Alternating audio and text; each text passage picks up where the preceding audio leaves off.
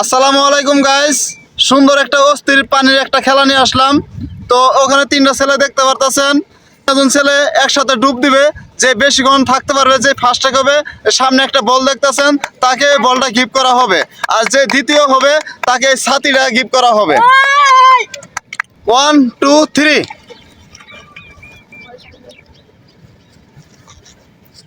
দেখা যাক কে ফার্স্টে খ, দেখা যাক কে ফার্স্টে খ। এখন পর্যন্ত একজন বাইসে গেছে, দুইজন বাইসে গেছে, আরেকজন বাকি আছে।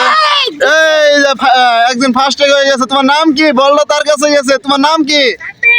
লাইক সাব্বির রহমান। উনি ফার্স্টে হয়েছে, তোমাকে কংগ্রাচুলেশন, অভিনন্দন জানাই হইলো। তুমি ফার্স্টে গিয়ে তোমার কাছে কিরকম লাগতেছে?